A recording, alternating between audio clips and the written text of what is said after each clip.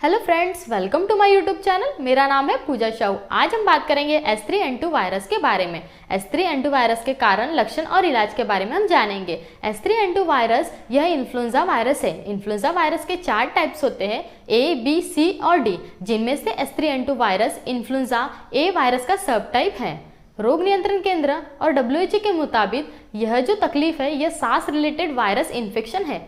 जब भी मौसम में बदलाव होता है तब इन्फ्लुएंजा वायरस की ही वजह से हमें सर्दी, खांसी, बुखार होता है।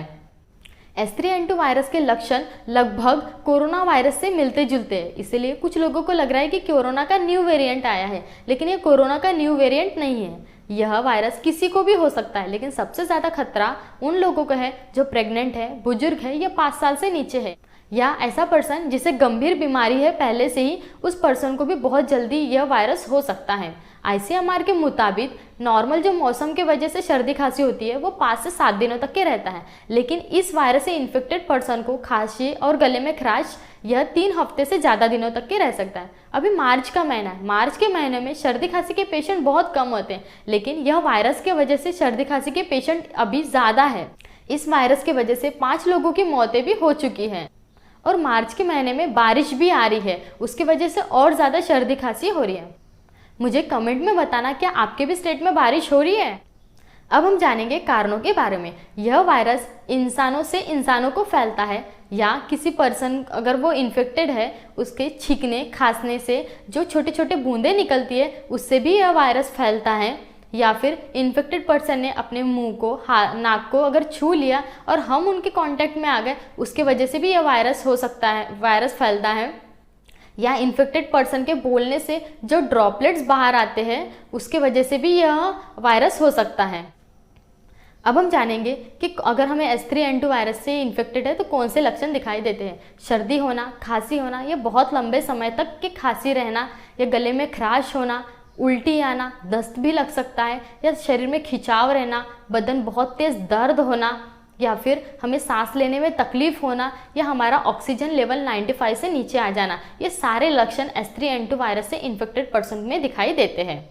अब हम जानेंगे H3N2 वायरस से इन्फेक्टेड पर्सन को कौन से ट्रीटमेंट दिए जाते हैं।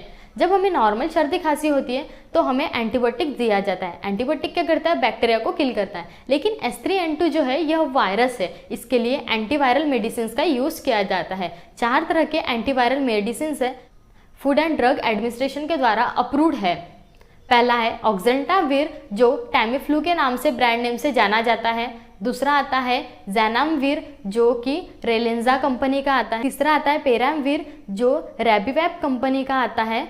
और चौथा आता है बैलोक्साविर, जो मैरबॉक्सी ब्रांड नेम से जाना जाता है। यह टैबलेट तब दिया जाता है जब उस पर्सन का टेस्ट किया जाता है, और टेस्ट में जब रिपोर्ट पॉजिटिव आ जाती है उस कंडीशन में इस मेडिसिन का यूज़ 5 से 10 दिनों से कंडीशन देख के किया जाता है। इसके अलावा और भी मेडिसिन दिए जाते हैं, सिम्टोमेटिक ट्रीटमेंट दिए जाते हैं इसके साथ में, जैसे लक्षणों के आधार पर। जैसे अगर पेशेंट को बुखार आ रहा है तो फिर उसे पैरासीटामोल दिया जाएगा, अगर दर्द है तो पेन किलर दिया जाएगा, या फिर अगर उसे उल्टी आ रही है तो फिर उसे ऑन्डेंसेट्रॉन टैबलेट दिया जाएगा। इस तरह से इसका ट्रीटमेंट दिया जाता है।